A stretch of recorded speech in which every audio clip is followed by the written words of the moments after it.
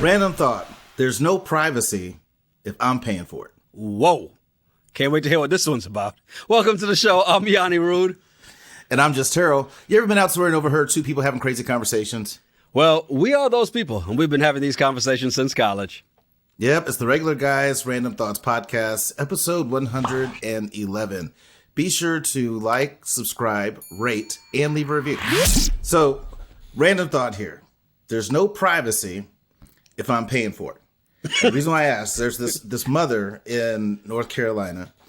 When her kids were about 11, she went in the habit of taking their kids' phones at night when they go to bed.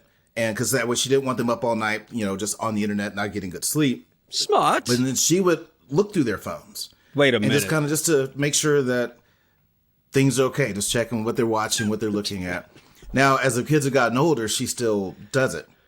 And some other parents were like, giving her shit about what happened to privacy and all that. And her mindset, there's no privacy if I'm paying for it. If I'm paying the bill, there's no privacy. And her concern is, yeah, you want your kids to have some freedom, but the internet's dangerous. And so she wants to watch what her kids are posting. She caught that her son was sending some pictures of himself to another young lady, and she quickly corrected that behavior, because what these kids don't realize is just because you put it out there doesn't mean it goes away. So I commend this mom for doing it. Wait a minute, though. What kind of pictures was he sending? Were they nude pictures or shirtless pictures? Because, male nipples are very different than female nipples. They were shirtless, but it's a slippery slope. It starts out with a shirtless pic. Then it's like, hey, what's that happy trail? You got hair down there, too? It can escalate. Well, that escalated quickly. No, and you're absolutely right in the fact that you do have to protect your kids, because there are predators online, right? There are too many sick individuals before there was the internet who used to prey on these kids in school, especially these men in their mid-20s and late 20s, hanging around high schools and dating high school cheerleaders. What is wrong with you? Y'all need to jail immediately. However, as you're raising these young adults, right? Because that's what teens are. Teens are young adults. They're becoming adults. And you're teaching them their independence. You've got to work on a level of respect and trust in that space. Now, if you don't trust them, yes, stay in them goddamn phones all the time. Matter of fact, you get to use your phone between 10 and 11 at daytime. And, oh, yeah, you're in school, so never mind. You don't get to use your phone. But if you've built up this level of trust with them, then you should trust what's in their phone. And let's be honest, these kids are tech savvy. Kids are teaching. This is a 41-year-old woman, right? I'm not saying that she's technologically illiterate, but these kids have been walking around with iPads since they could walk. So therefore, they know the ins and outs of technology. They can hide what they want from their mom on their phones. He just forgot to delete those damn pictures. That's what happened. He forgot disappearing messages. When he was sending that picture, he forgot the disappearing messages. See, I don't even know what the disappearing messages are. I don't know what that feature is. Mm-hmm. But here's where I challenge what you're saying. I get that they earn a level of trust. Yes. And you should be able to let them have that. But I also believe you get what you inspect, not what you expect. I think you can do some spot checks on them, even they're the saintly kid, because all it takes is a kid to send the wrong tweet, the wrong text, the wrong something, and it could potentially ruin their life, their collegiate career could be over because they thought they were just being funny. And sometimes as a parent, you got to say, hey, what the hell? Imagine if the girl from University of Kentucky that was calling the other girl the N-word, imagine if her family would just spot check her text messages and her social media every now and then. Maybe she wouldn't have gotten to this situation. Yeah.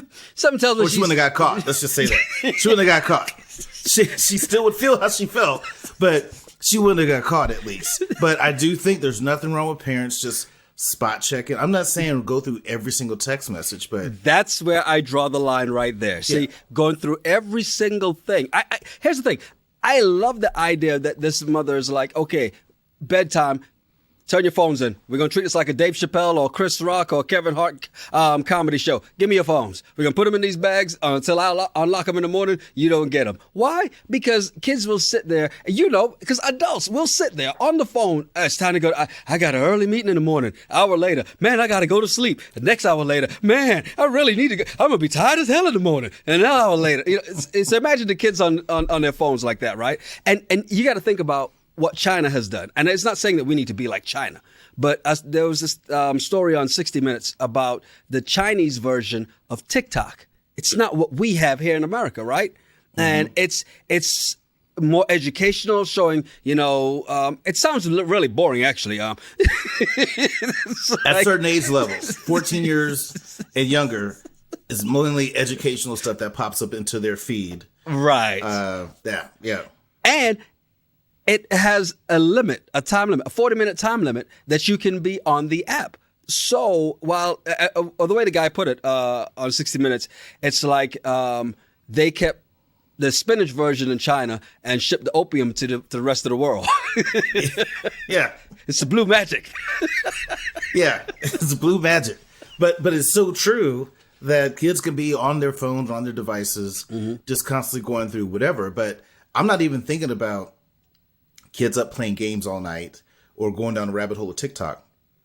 I'm thinking about people who are being bullied on social media. Yes, if you were to look at their phones, you can see, okay, wow, this person got 10 DMs of people saying my daughter stinks, at school. I need to get into this because this could actually blow up and be something big.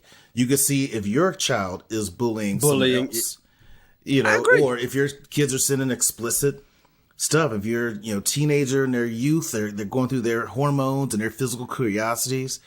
We share pictures, and when we're young, we're stupid. We did it, and there was luckily no internet, but we did it. Now you got to go kick in the door, waving the 4-4.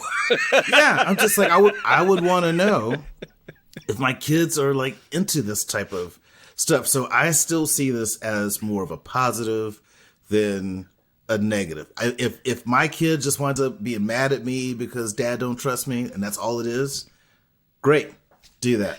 Be mad. To be fair, my mom didn't allow me, even through my junior and senior year, which I did here in the States, just go hang out at the mall. Because she's like, there's nothing good that comes out of a young black boy hanging out in the mall ever, right? I would challenge that. I had a lot of fun hanging at the mall. I'm sure you did, you little heathen. There's a lot of trouble to get into. I mean, not saying that when I got to college I didn't get into it anyway. But the point is that, there are things that she kind of tried to keep me from that I go, yeah, okay, cool, I get it. At the same time, I have no problem with the spot checking. I have a problem, and what it sounds like from this woman's tactics is that every night she goes through their stuff. And I'm like, that's like you're in jail, you send in mail out, the warden's going to read it. The mail comes in, the warden's going to read it. And it's like, what are you running? An imprisonment camp or a house? I would challenge that, because in the article, she doesn't say every night I'm going through their phones. She did say that, but she didn't say that I take their phones. She didn't say that she didn't, though. Yeah, so but therefore, she didn't say that she did. So we're making a huge assumption. She said every night I take their phones. Some nights she just might be tired. She's going to bed. I'll check on their phones on Thursday. But she takes their phone every night. But she doesn't say that she combs through it line by line every night. She's not doing that. What if she picks up the wrong phone and goes to xvideos.com? And sees a picture of her kid? Videos of her kids? No, just looking for her own pleasure and picks up the wrong phone. Well, hopefully she's smart enough to delete history, clear that part out of the search. I do know how to do that. Well, kudos. There's one for the old folks. Somebody who wish they could clear history as we get into For the Love of Sports. The Crypt Keeper, a.k.a. Jerry Jones, owner, operator, plantation owner of the Dallas Cowboys, Jerry Jones. This picture came out of nowhere. I'm like, first of all, is it a real picture? Come to find out it is. And then there was a big to-do because he is it's not the North Little Rock High School, which a lot of people thought it was. It's actually at a high school just up the street. just a little bit up the street that didn't get the same highlights. So he wasn't on the news pictures, but he was in this picture where they were trying to deny integration of schools. There's some black students who are trying to attend school, and they're out there, basically saying, no, I'm sorry, you may not attend our school in the nicest way possible. So I saw this, and here's just my thoughts on it. When I saw it, I'm like, okay, is it possible that old white Jerry Jones, 50, 60 years ago was racist? 65 years. Sure. He was very clear to point out it was 65 years ago. Okay, is it possible he was racist 65 years ago? Shit, he's racist now. Now, is it possible he could still be a racist in a way? Just because he has black players on his team doesn't make him not. Look at, what's his name, the owner of, was it the Clippers? Donald Sterling, yes. Yeah, Donald Sterling. Yeah, he had a lot of black employees. He didn't like them. But he had a lot of them. He had black tenants. He didn't like them either. Yeah, he didn't like them. But, he was going to let him in. So I saw that. I was like, okay, now I wonder where people are going to go with this. Oh, boy. And immediately, all these people that were like, Jerry Jones should be, he shouldn't have a team. I'm like, just cut the bullshit. All that is ridiculous. That's there. Now, the only thing I don't like about this picture and Jerry Jones in his interviews after this came out is all he had to say was, that was a different day and time. And, if I can go back and talk some sense into that kid 65 years ago and tell him what he's doing is wrong, I would. And it was a different day and age. He never once says, hey, my bad, shouldn't have been there. Okay. It's just like, yeah, that was a long time ago. I was 15. Which was less surprising? The fact that he was there or the fact that he didn't say, I was wrong for being there? Which was less surprising? Because to me, it's like, I'm not surprised that he was there. And I'm not surprised that he's just like, dancing around, Cupid shuffling around the doggone apology. He's like, what? I am Terrell in this one. I am just Terrell, and I am not going to get on this apology tour. Look, y'all gonna shut up. You're gonna buy these goddamn tickets to this Dallas Cowboys. You're gonna come sit in Jerryland, and you're gonna enjoy yourself and watch my... You're gonna watch my employees.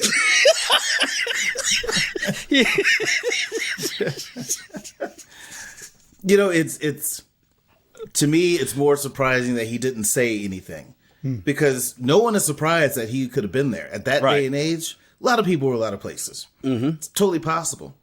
What surprises me that, I'm sure he has a PR team that's like, hey, all you got to do is just say this. I typed it up for you. It's 3 sentences. Just say this. I ain't reading this shit. And then he asked me this question. Instead, you could get up there, that was a different time, and I didn't know what I was going there for. I just happened to walk up, like he was just walking to school. Like in your middle school, high school, you see like a big crowd of people. You think fight, so you want to run up and see what's going on. He's making it sound like I was just walking, mind my business, going to class, and I saw all these people, and I was just like, what's going on over here? The thing about it is you can tell the idiotic Cowboy fans in the comment sections because they're the ones that are like, well, I mean, think about it. When a fight happens, does that mean you condone the fight? No, everybody goes towards the fight. Shut up. Shut up. Shut up. Yeah, he's just a bystander, and all bystanders matter. So, and now Stephen A. Smith, who always laughs at the Cowboys, gets on TV on First Take and defends Jerry Jones and said that he shouldn't have to apologize for it. Now, I know people want to see this list, this 5, 6, 7 thing list that, like Kyrie Irving had to do. They want things taken away from him like they were from Kanye. What does Stephen A. Smith do? He jumps up and goes, after condemning everybody else, he backs up good old Jerry Jones on this one. Oh, he was 14. We'll let it go. I'm not mad at him for that. I'm not mad at him for being there. I'm not surprised he was there. But at least, at least lie to me and tell me you thought it was something else. No. I have no issue with him being there, and I don't think he should apologize for being there because in the 60s there was a mindset in the South. So 50s, even worse. Okay, in the 50s, there's a mindset in the South. So he wasn't the only one that felt that way. Exactly. I get it. But there's nothing wrong with saying, hey, looking back, knowing what I know now, looking back at that, that was dumb.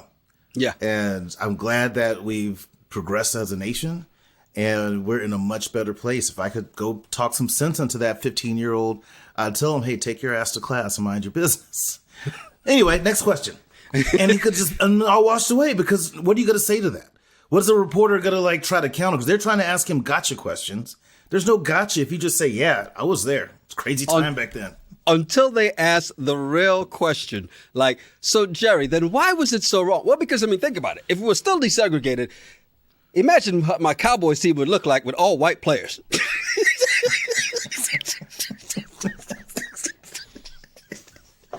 We'd be getting killed. It's all white players. Oh, my God. You know, somebody who was forced to apologize was this Florida Gators. Well, he was, then he wasn't. Quarterback? What happened here? So, Florida Gators has a 4-star quarterback named Marcus Stokes. He was supposed to start with Florida next year, 2023 season. Well, he lost his scholarship because there was a video went around. He pretty much... It's always a video. He did a selfie video of himself, and it's a rap song. Oh, self-inflicted move. The lyric says, welcome back, N-word, pretty much. And he just he says the lyric, and that's it. Short little clip. Well, that went viral. And because of that, he lost a scholarship. He had to go on the apology tour and all that stuff. I've learned a lot. I didn't mean I hurt people and all that. And I'm watching this, and I'm just like, I don't see the big deal. It's a lyric. It'd be one thing if there were a bunch of black students coming to class, and as he passes them, says, hey, welcome back, N-words. That's different. That would be very different. A lyric. He's singing a lyric. If I go to the music store and I hear a white guy say, can I get that single Niggas in Paris? I'm not going to be like, oh, what did you just say? It's a song. So what if he is actually standing at the front of the school as they're coming into the school, and he's playing the song and he's singing the lyrics? Does that work the same too then? It's a song. Stop it. It's a song that the lyric is in the song. Now, if you change the lyric to the N-word for your own self-pleasure, that's racist. That's wrong. Where did he go to school? Is he at Mormon High School in Utah? Because guarantee you, as the quarterback, you are de facto leader of the team. You're the captain of the team, more than likely, right? You're the leader of the offense, regardless of whether you're the star player or not. As the quarterback, you are the leader of that when that team is on offense, right?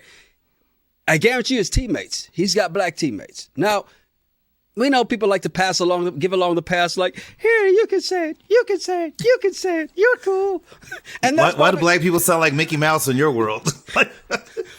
Because that's what they look like when they say that stupid shit. That's exactly what happens. That's what they sound like. Matter of fact, they sound more like Deck of Death. Hey, Manny, come here, make a brother a sandwich. With your fine ass. Leave on them shoes. Velvet Bow lyrics. But, I mean, so to be fair now, and this is why the apology had to happen, and you can kind of understand why Florida would do it, because the backlash they would get. And it's all about, protecting the brand at the end of the day. He's going to get picked up somewhere else, and he's going to go somewhere else, and he'll be fine. Nick Bosa, when he got drafted, people pulled up his old drafts, his old tweets of him, being against gay marriage, and he was drafted by San Francisco.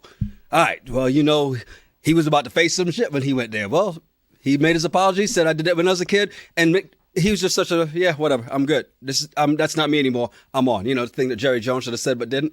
Here's what this kid did. I learned I need to move forward. He'll be fine. So should he have gotten this punishment? It's a teaching moment.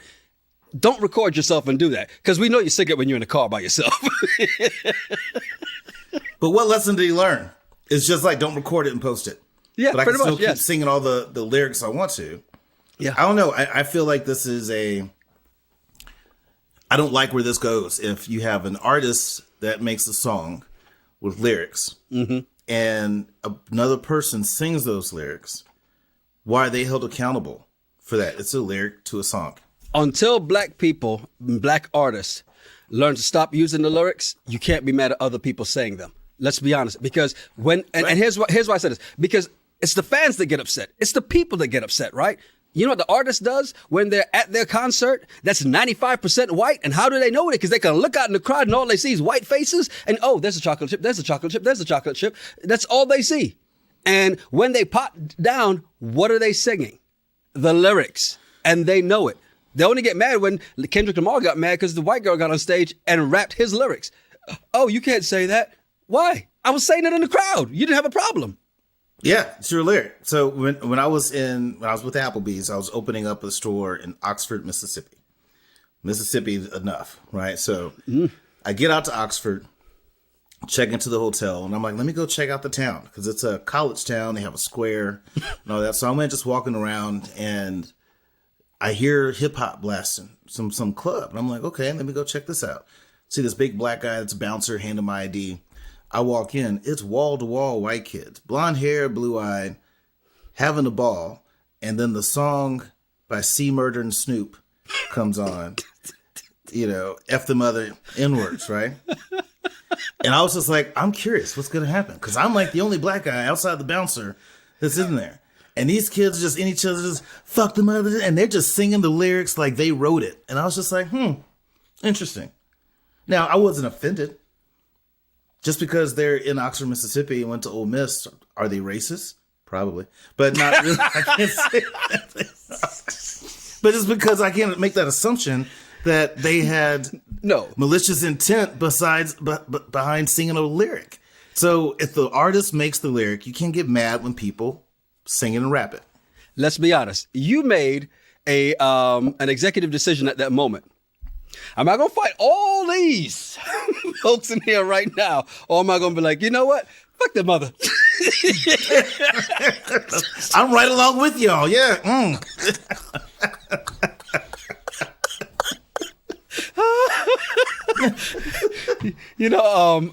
I saw this pop up just the other day, right? And the last time I heard from Lamar Odom, he had a dream that he was playing basketball with Kobe. I wish this is what we're still talking about today because he believes that the Phoenix Sun mascot is racist because the mascot is a gorilla. You know the gorilla. You've seen him for years. Remember back when Dan Marley used to play Thunder Dan and all that? The gorilla used to jump off the trampoline and do all these high-flying dunks and all this other stuff, right? Very acrobatic, right? He says, gorillas in the desert, you can't find any.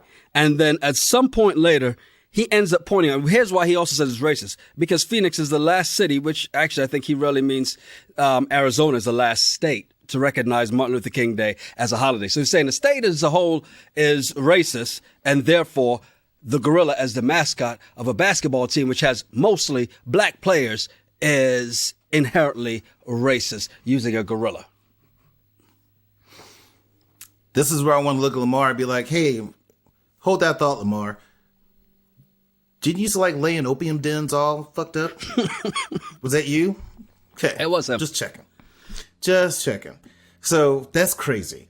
And I think that's just, maybe all the drug use that he's done. That logic makes no sense. When Phoenix started to honor MLK Day compared to the basketball team are two separate issues. And then to say there's no gorillas in the desert, so thus they must be racist. Just because they used a gorilla? I love the comment section, though. Ain't no Grizzlies in Memphis. Ain't no Wizards in Washington. Ain't no Raptors in Toronto. But all right.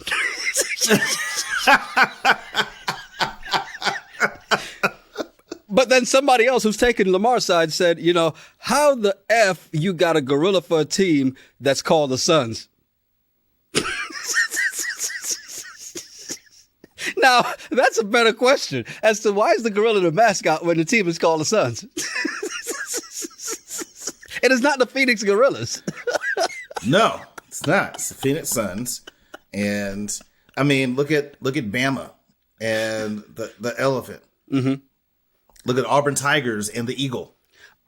there's so many jokes about that elephant, but I'm gonna leave it alone. Especially if we're still in the South, I'm gonna leave it alone.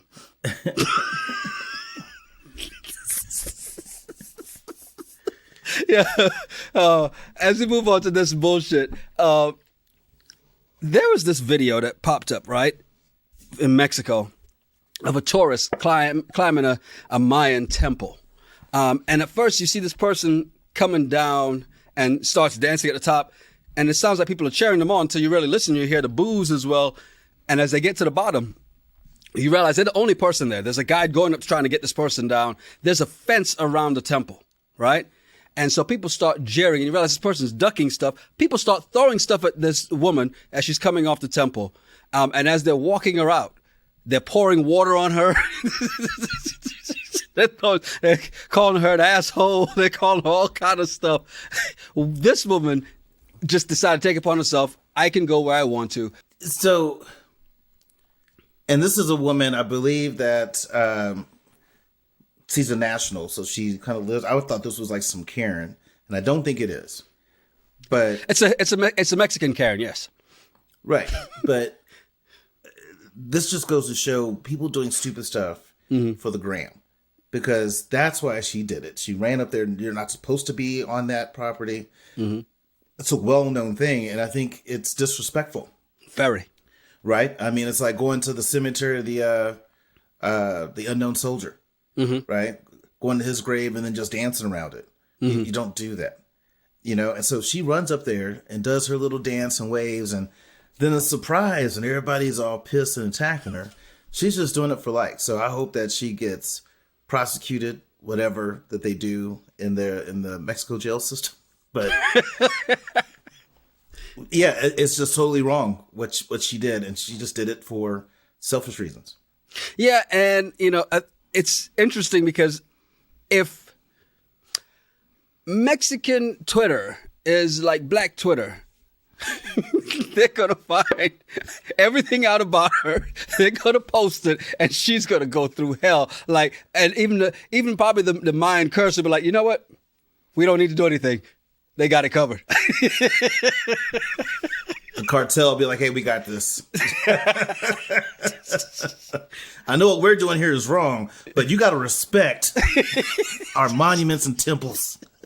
There are plenty of pyramids you can climb all around the country. Why you choose this one that you can't? You say, oh, I paid to come here, so therefore I can go. I pay taxes, so I can go up any temple I want to. Yeah, well, you paid to fuck around. Now you're about to find out. Once they come get you. But that's just ridiculous. And I think anybody that does something like that is just very disrespectful. I get that you want to do some fun things, but there's just certain things that, there's certain things that you don't play games with. Right. And I think for that, what she did was very disrespectful to the people that live there. She's obviously never watched an Indiana Jones movie ever in her life, because there's no way that I'm being the first person stepping into any temple anywhere, any pyramid anywhere. The guide's got to step first, and I'm stepping where the guide steps just to make sure. So if they say you can't go in there, I'm like, I'm not even going to ask why. I'm just not going to do it. Matter of fact, let me just back up a couple feet. Yeah, what you think? Black Adam's going to come out? She's like, I saw the movie. I know what happens next. I saw the movie. He's here. He's in here. I know it. I came to see The Rock. Oh, man. Hey, don't forget, we're going to be back next Monday. And here's the thing about it. So we're actually getting ready, because Terrell said it a couple episodes ago that when we get back for Married at First Sight in the new year, that'll be end of January. When we start that up again, we're gonna do a couple episodes live. Some of those we're gonna do live. So as we get ready for that, we're also gonna do a couple live episodes as we get into December, just to get some test runs out of the way, because we like to test drive before we buy. Yeah. So next Monday, we're gonna do what? 7:30 Eastern, 6:30 Central. Yes. All right. So we'll be doing a live then. So next episode 112, our first live episode. I know some folks have always been asking, like, when are we gonna go live? And so that's the first one, episode 112. next Monday, December 5th. Yeah, I'm excited. Let's see how this goes. And I've promised Yanni I will not drink whiskey while we do the lives, because those who've seen, No if whiskey. you know, you know. No whiskey, no edibles. No coffee. Just water. Because, coffee has a way of just doing things to different people. Hold on, we'll be right back. Son of a bitch. What happened? They just started. See, those are the things you can edit out. Yeah. No editing this time around, so Oh, boy. fingers crossed. Hey, I'm Yanni Root. And I'm just Terrell. Make sure you follow us at Yanni Root, at Just Terrell, and at RGRT Pod. Yes, send us some of your random thoughts or some of the bullshit you find on the internet. We'll talk about it on the show. It's the Regular Guys Random Thoughts Podcast. Cheers. Cheers. Hey, we'll do whiskey after the show.